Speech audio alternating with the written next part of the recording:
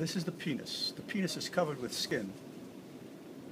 And the penis itself has an enlarged, somewhat bulbous end to it, known as the glans, G-L-A-N-S, not gland, glans, G-L-A-N-S.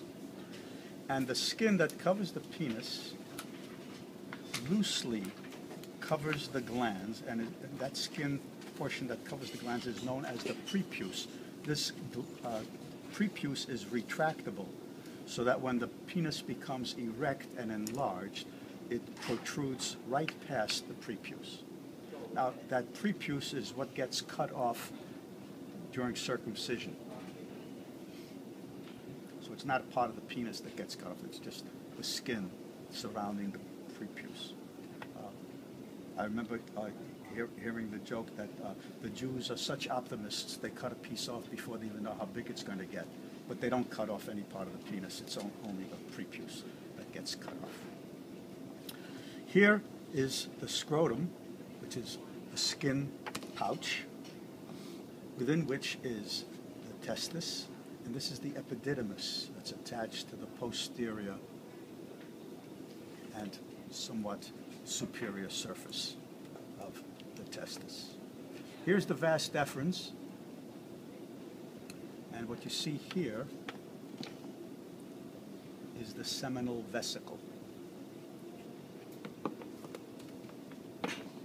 Okay, so let's remove this and see what's going on inside. Let me go down the line.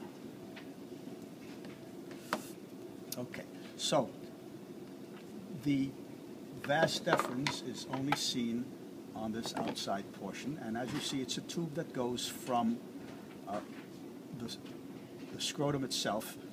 Actually, it's a tube that goes from the epididymis up towards, let's see, where does it go to? Do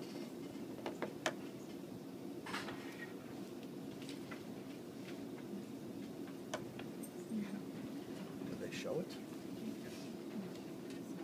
Yeah.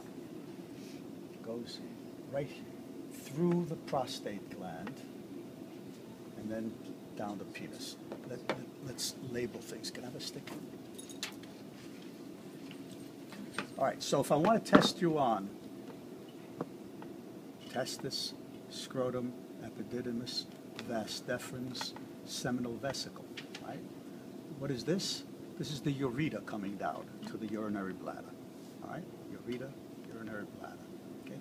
So now, from here, the seminal vesicle and the vas deferens, they join together. There's a name for this, but I don't bother you with it. And it passes through the prostate gland. Here's the red prostate gland.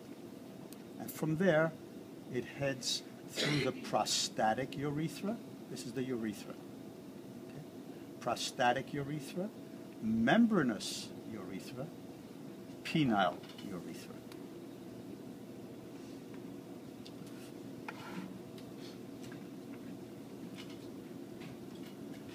This is the bulb of the penis right here. So I'm assuming that this little white thing here, there should be one on this side too. It's not very clear. It's clearer here. This little white thing here.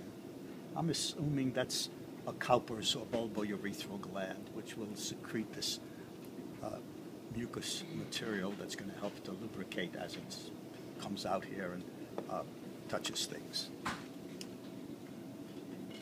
Okay, so I've gone through the urethra with you, the three portions of the urethra. Then, I told you that the penis is made up of these corpora: corpus cavernosum, corpus spongiosum. I point out to you that spongiosum surrounds the urethra. So this red stuff here is spongiosum, corpus spongiosum. This stuff here, that's shown in gray, would be corpus cavernosum. These corpora are shot full of spaces, and they fill up with blood, as I explained to you, because blood enters and has a hard time getting out. This thing becomes erect, engorged, widened, and enlarged.